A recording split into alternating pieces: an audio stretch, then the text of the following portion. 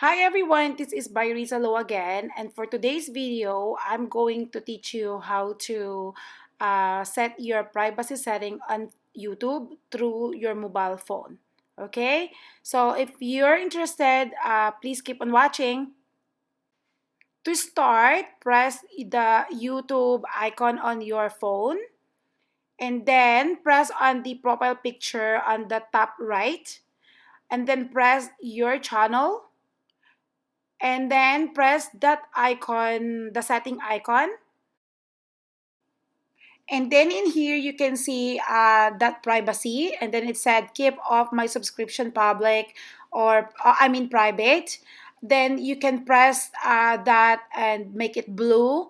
And it's automatically saved. So you can, basically, you can play around with it, knowing that if it's blue, then it's private.